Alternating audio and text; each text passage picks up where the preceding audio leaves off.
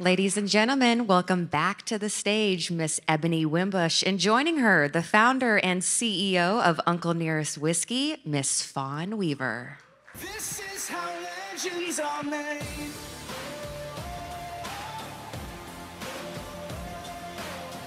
Hello, hello, hello. Hey, Mac, we can do better than that. Miss Fawn Weaver. Do you guys know who she is? Miss Fawn Weaver.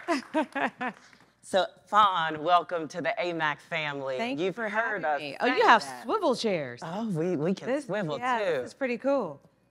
So, you know, in our community, AMAC family, using family, you know we've claimed you already. Yeah, I appreciate that. I take it. You know, it's it. like the Obamas, right? Yeah. We claim them, we claim you. Listen, I'll take it. I appreciate that.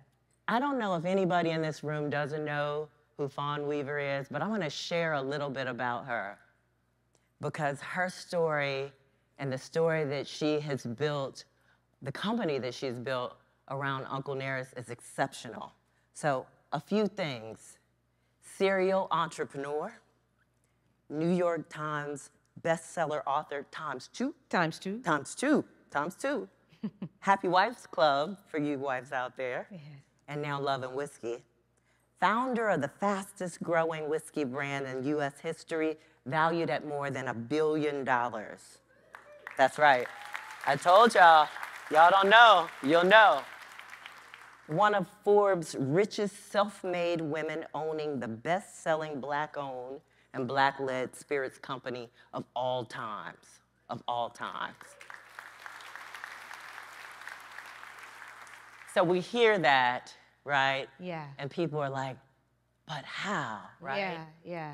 And what you shared with the world is that your story started a lot different.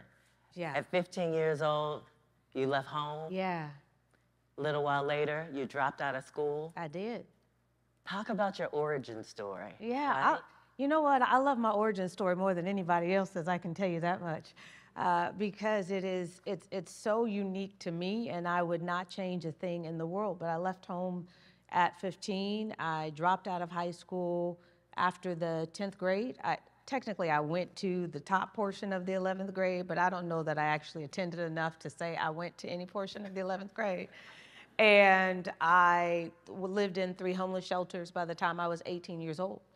And so one of the things I think has been so beneficial to me and how I view the world is because I didn't go through the high school, college route, and then I started my first company at 18 years old, I was never molded to be like anybody else. Oh.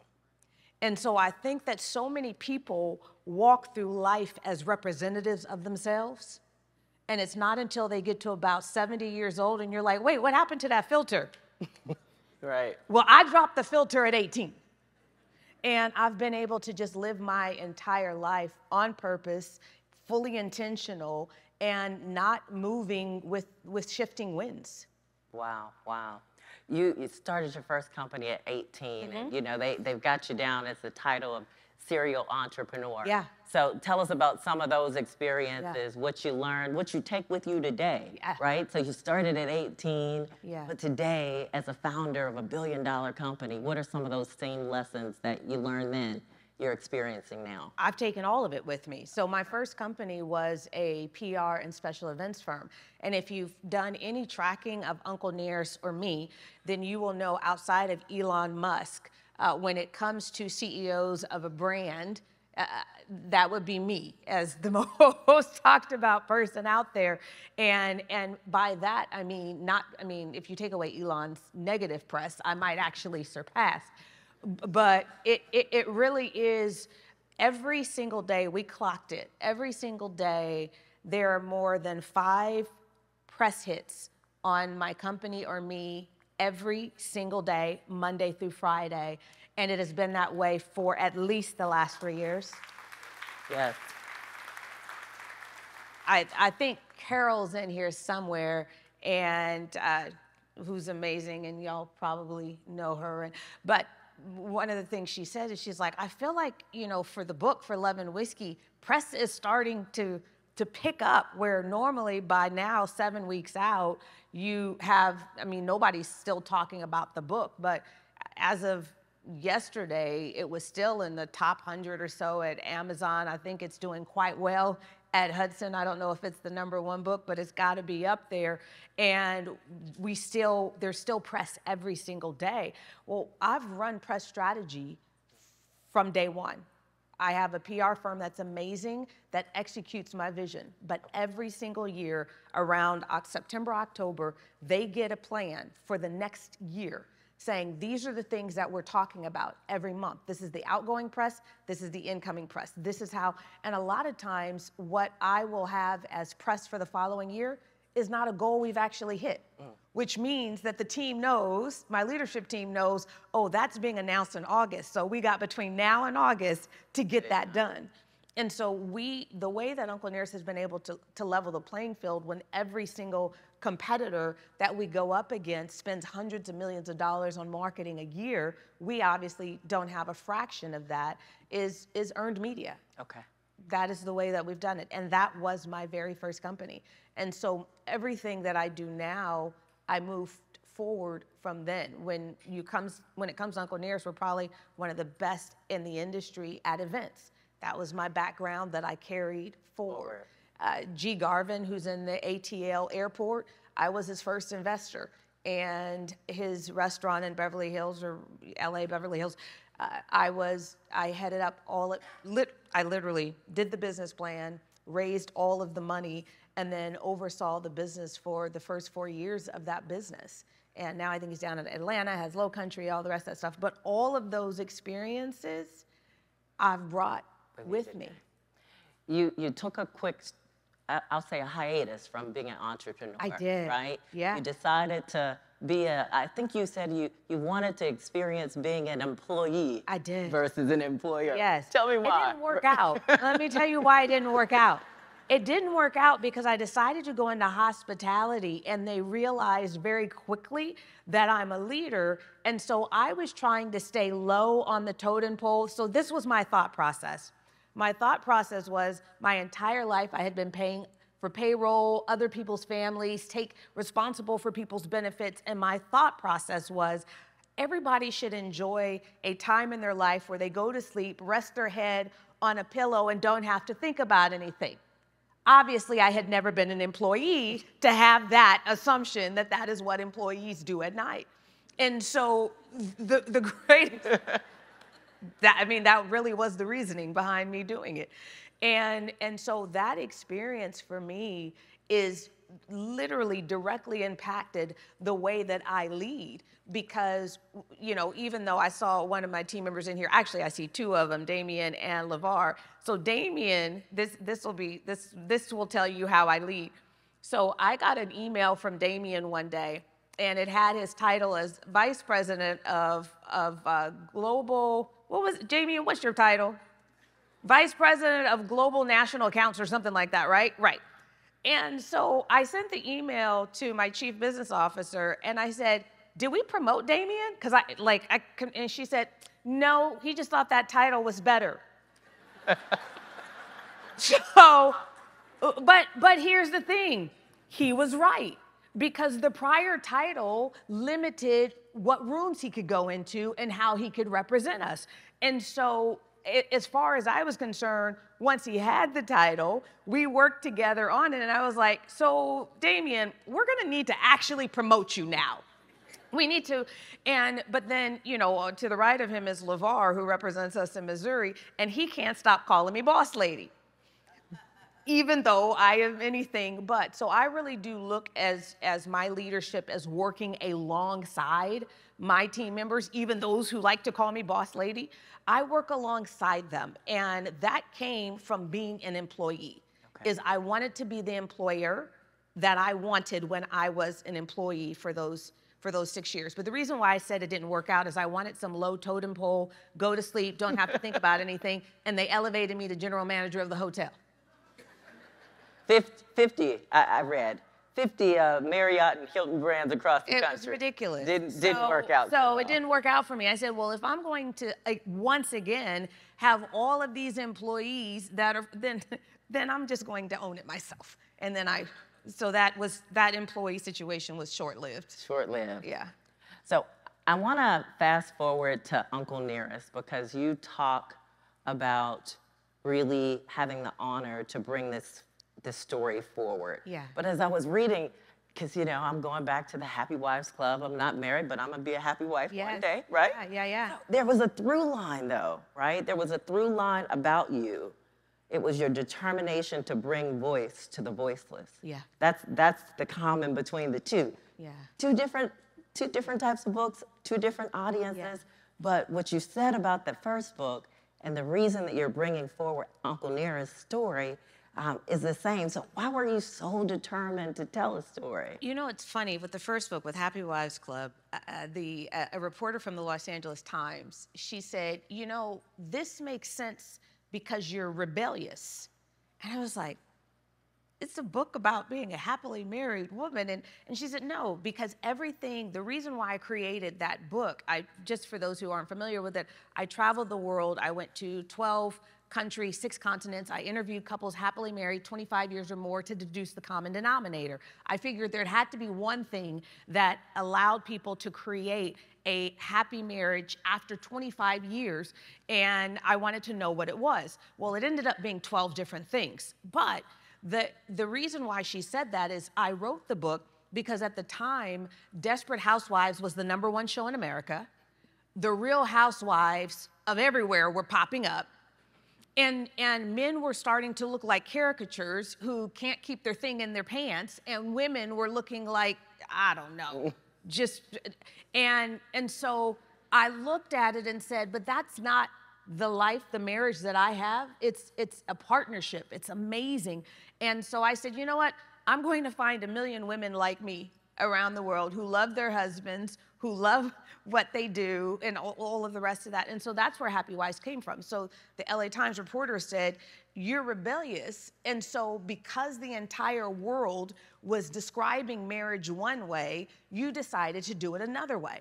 Well, if you think about the story in Love and Whiskey, that's actually what it is. When the photo that's on, for anyone who has seen the cover of Love and Whiskey, it is the photograph of Jack Daniel with a black man to his right. He had ceded the center position of the picture with his leadership team to the black man. And when that first came out, it came out in the New York Times with a headline that said, Jack Daniels embraces a hidden ingredient, help from a slave. Well, immediately, Black Twitter, all on its own, decided that the storyline was Jack was a slave owner, he stole the recipe, he hid the slave. Like, all on their own. Within 18 hours, and I have to say, I had Carrie Champion and Jamil Hill at the distillery, and I shared this with them. And Carrie turned to Jamil and said, that was probably you. And Jamil turned back to her and said, it probably was. So all on their own, Black Twitter made this. And the crazy part is that is what then went everywhere. It went viral. And so that storyline, when I began looking into the story of Jack, I said, what? Whoa. He's probably the first known business ally we've ever had. Not only did he not steal the recipe and hide the slave, and did he not have any slaves, but the reason why he ceded the center position of the only photograph he ever took with his leadership team to a black man was to make sure that we could not write him out of history. That's right. And you found that story. That story was not told. That is not the story that was told. It's not the story anyone knew. So Love and Whiskey is bringing together 7 years, more than 30 historians, archivists, archaeologists, genealogists, thousands of documents and original artifacts from 6 different states, interviewing over 100 of Nearest Green and Jack Daniels' descendants, and through this process, being able to prove what I believed, which is this is one of the rare stories we have in the South coming out of the 19th century that is between a black family and a white family that is love, honor, respect, hard stop. Wow, wow, yes.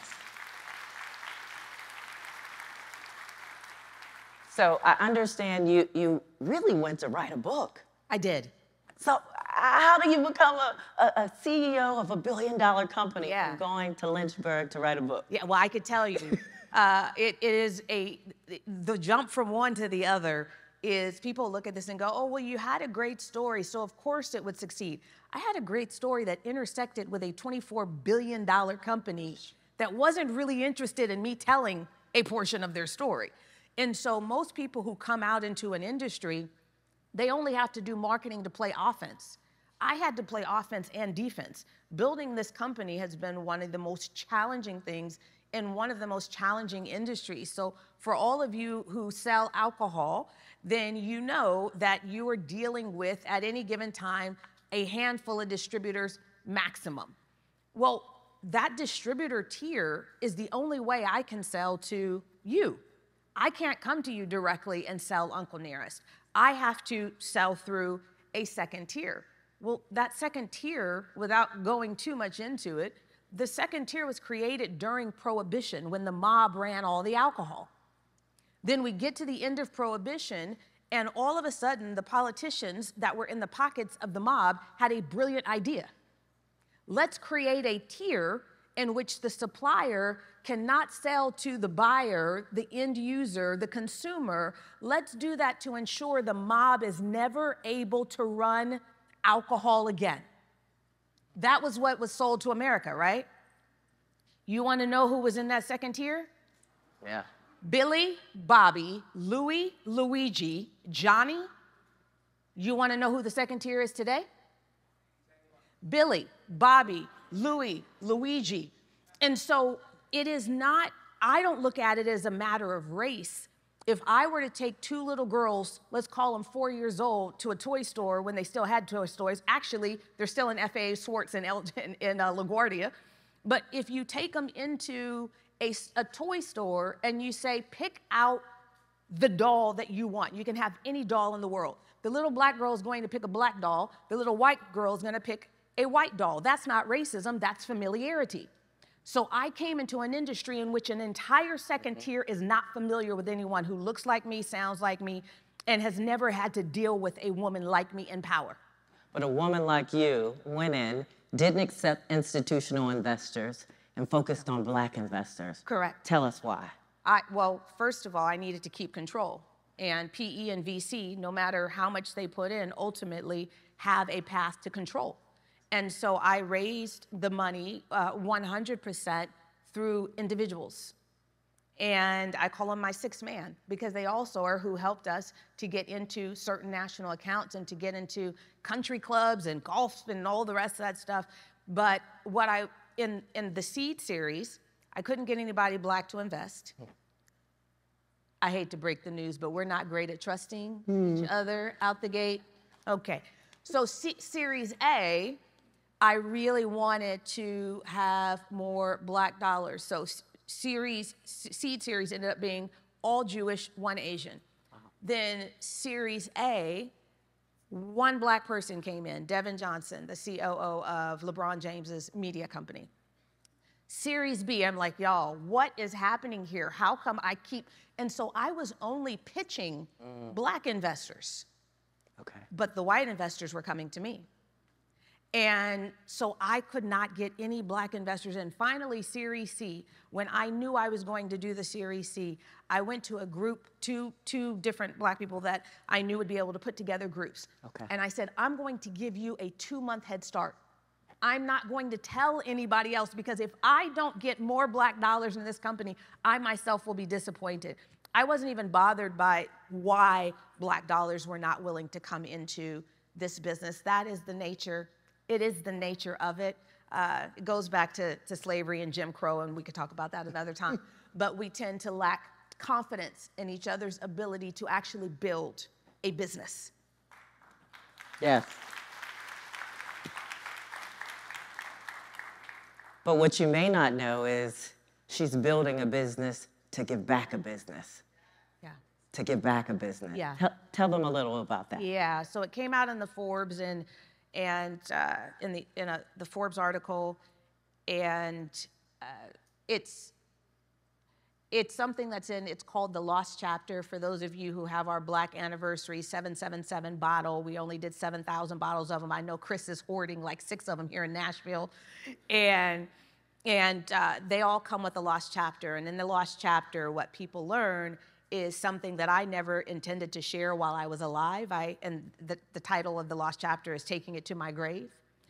Right before the final interview with Forbes, and I don't know if any of you have ever dealt with Forbes before, but they dive into everything. They follow you for months, and they go into everything.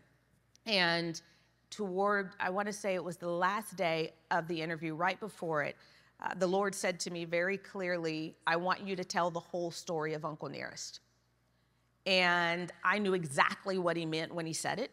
And the way that I am, my rebellious side, I don't just take something at word. I ask questions, and I ask to prove it to me. And so I said, all right, God, if you want me to tell the full story, then you are going to need to have the journalist ask me a question, the exact question, in a manner in which I could not answer it without telling a lie. And so her final question to me after months of interviews and being with me for 3 days was, so tell me about your succession plan. I believe you're giving this to the Greens. It's not something that had ever been shared before. Victoria Edie Butler, who is Nearest Green's great-great-granddaughter, and she is our master blender, 4-time master blender of the year. She's unbelievable. She's the reason why Uncle Nearest is the most awarded bourbon in the world for 2019, 2020, 2021, 2022, and 2023. That's right. Is Nearest Green's great-great-granddaughter. And she is the only person who knew, and I had recently told her. Uncle Nearest, I've been very clear from day one. I was not building this company to profit from it. As a matter of fact, from the very beginning, God told me you are not to profit from this company. So I've known from day one that I was building this company to give it back to the Greens. So when people ask me about the $1.1 billion, I'm not impressed by it because my goal is 40. And that's when I'm passing it over. Wow, wow. I'm gonna ask another question, but I want the audience to have an opportunity to listen and learn and engage. And so there's some mics alongside, and if you can start making your way to those mics, we'll take a few questions. As they come to the mic, one of the quotes that I love, and I want you to share a little bit more with the audience, you say, you know, you're acquiring land, right? So first of all, one of the largest Black landowners here in Tennessee, and I have a sneaky suspicion that it might not be the largest Black landowner, but perhaps becoming the largest owner. And certainly the largest in Cognac, France. Do you guys know about Cognac, France, and what's happening there? Yeah. You share. Yeah, so the second tier, you know, not to dive into it too much, but for anyone who carries alcohol, then you know a distributor comes to you, they're not coming to you with one brand, they're coming to you with rum, tequila, bourbon, vodka, whiskey, they're coming to you with everything. Well, the reason why more than 90% of the volume of alcohol in this country that is sold is 6 spirit conglomerates, all owned by, led by, founded by white men. Even the ones that have placed CEOs that are women in those roles, they still report in to white men. And so, who, by the way, can fire them. So I still consider the chairman of the board in those situations the actual boss of that company. And so you have this system that has been set up where the reason that they are able to keep and maintain control is because they're able to, say for instance, bourbon is down, no problem, tequila is up. So they have tequila, they have vodka, they have rum, not brands, literally separate companies. So if I say Bacardi to a consumer, they're going to think rum. However, nobody in the industry, if you say Bacardi, ever thinks of rum. It's not one of their biggest sellers. Patron tequila, which Bacardi owns, Douce Cognac, Grey Goose vodka. That is the way they've been able to keep control, is because these spirit conglomerates continue to grow. And so coming into it, I realized that this industry is set up where you only have 2 options when you come in. And this has nothing to do with being Black or with being a woman. I can tell you, I have seen more white men fail in this industry since I've begun than anybody else. So this has nothing to do with color or gender. It has everything to do with how the system is set up to ensure those six spirit conglomerates continue to grow and to control the entire industry because they pay the bonuses and basically the checks of the second tier. And so I realized very early on, everybody that comes into this industry has two options. You fail, or if you happen to get through the gauntlet, you can only go so far enough before you have to sell.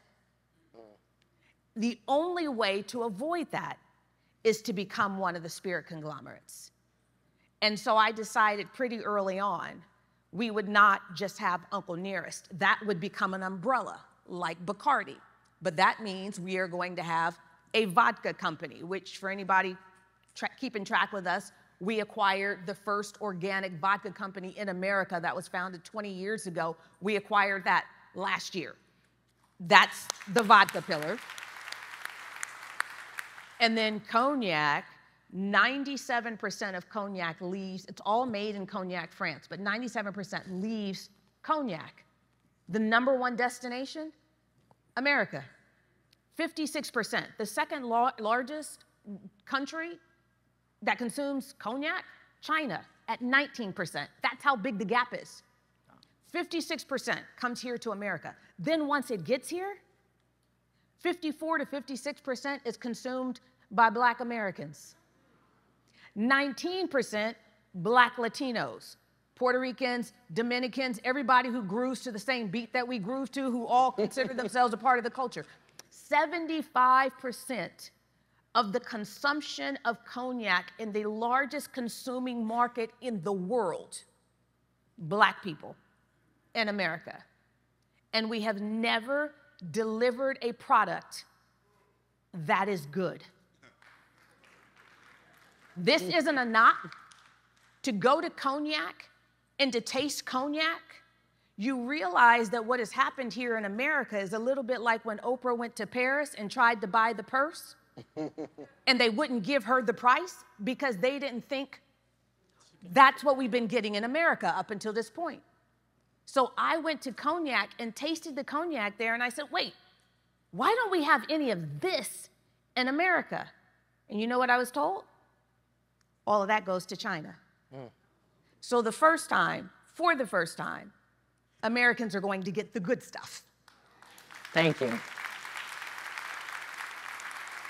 You don't own the brand unless you own the land. Unless you own the land. So we've got a question over here.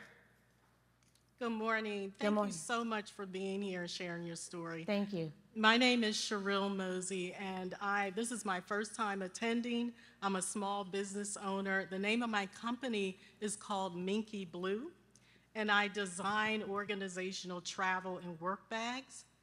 What's different about my bag is that I have... Okay, I got to stop you. I need a question. Yes. All right. So my question is, when you ask for investors, how much did you ask for, and how long did it take you on that initial thing? So I've always had a minimum of $250,000 to get on my cap table. I've always had that. I wrote an op-ed for Black Enterprise specifically for us and gave a step-by-step of exactly what I did to raise every penny that I have raised. And the reason why I did that is I don't believe that any of my wins are for me. Those wins are to share them as soon as I've won. And so all you have to do is Google Fawn Weaver, capital raise, Black Enterprise, and you will have my step-by-step plan. Thank you.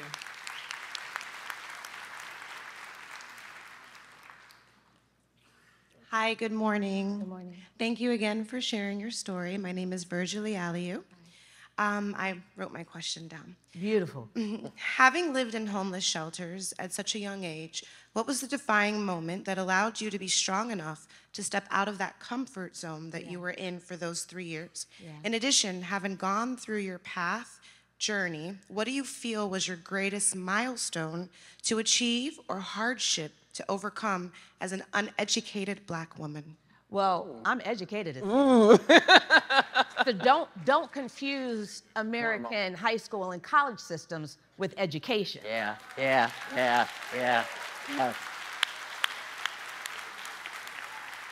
When I decided to go back to college and graduated from University of Alabama, Roll Tide for anybody that's in here, I went to the school and argued for a full semester, a full year, 30 units of credits. I argued that I could teach every single one of those classes. And I put together an actual plan that showed them I could teach those classes. They gave me all 30 units. So do not confuse education and being educated. We all have the ability to pick up the same books. So people ask me all the time, who are my mentors? I've never had a mentor, unless you include a bunch of dead white guys named Charles Schwab, J.P. Morgan, Carnegie. No, seriously. Rockefeller, J.D. Rockefeller, the people who we look at on the sides of the buildings, J.P. Morgan, they're on the side of buildings, but for whatever reason, none of us actually read the blueprints they left. Guess who did? Educated. 2 more questions. My time in the homeless shelter, though, I will clarify, was anything but comfortable. So leaving out of a homeless shelter, that was the more comfortable part. But I will say, being in a homeless shelter around all of these people in which I was clearly very different from them, I learned how I could lift myself up, but also bring others with me. And you know, that's what Fawn is doing. I don't know if any of you read about the Uncle Nearest Venture Fund, but you know, as they get ready for that question, I think it's really important for them to understand what you're doing to give back. No, absolutely. One of the things that's a real challenge is for those in the spirit industry that are of color, specifically Black, is to get funding. And so I created it's not technically a venture fund. We had to change it to SPVs because there actually weren't enough Black-owned spirit brands that were ready for funding, that were stable enough that just with funding they could actually do it. And so it ended up being a lot of different SPVs, but I have absolutely invested more into Black spirit brands than anyone else, period. Period. Question, please. Good morning, Ms. Weaver. I am an architect here in Nashville, and I'm in leadership at my firm. My question for you is, I haven't read your book, Happy Wives Club, but I plan to. Yeah.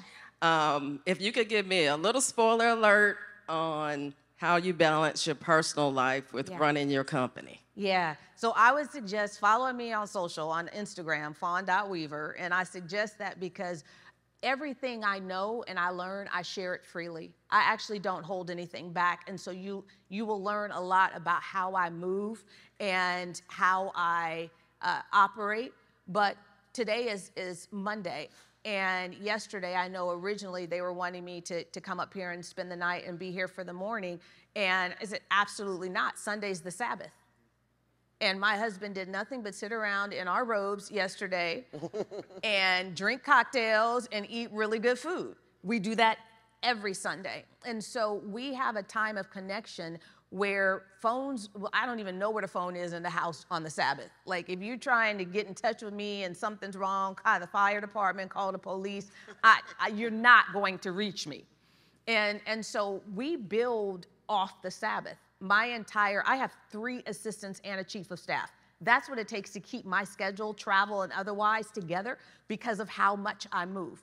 Those 4 people all work together to make sure the very first thing that is planned every single week is my Sabbath. They build everything around that. And so my husband and I, we stay so locked in and so connected because we shut the world out at least 24 hours a week. Thank you. Love it. Good morning, and thank you so much for this incredible story. My name is Mark Coleman. I've been an entrepreneur for, 20 years. And you seem to have cracked the code of not only doing well, but doing good. Could you talk a little bit about how you navigate those times when your mission seems to be in conflict or be in the way or be a challenge when chasing capital or increasing the value of the company? How do you balance what's good and what's right with making money? I just do what's good and what's right. Okay. But, I mean, this is the thing. If you chase what's good and what's right, the money will chase you. Understood. So it is, people will tell you, and this is pretty common knowledge. There were so many people wanting to invest in Uncle Nearest that I turned down when I had no money. Sure. Like literally, my husband and I were in a hotel. I'm doing a pitch call with a pretty famous NBA player and his team and all the rest of that stuff. And the team, it's never the celebrities or the athletes that ask this stuff, but it's always the team. They want a kickback or they want a board seat or they want all this stuff. And literally, my husband and I had, when I say no money, we had just had a conversation about whether or not we actually had enough money to pay for our hotel that we were staying in. Now, mind you, he's an executive vice president at Sony Pictures, overseeing global public policy and external affairs. So he's making over $1 million a year, but it was literally all coming in to fund this business. We had nothing. And I sat on the call, no, no, no, no. And I get off the phone and Keith goes, I don't know why anyone gives you money. You spend the whole time saying no. Because all money isn't good money. Yeah, they're right. Now that NBA player actually ended up coming in, and he's amazing and didn't mind all the no's.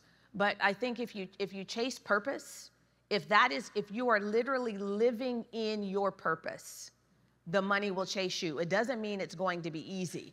I slay more dragons daily that take people out, like literally would cause an entrepreneur to quit the business altogether. I probably have at least one of those things happen every single week. I just keep slaying. Thank you. Yeah. AMAC family, please give a warm round of applause to our new family member, Ms. Thank Fawn. you. Thank you, thank you, thank you, thank you. Thank you so much. Thank you. Thank you so much.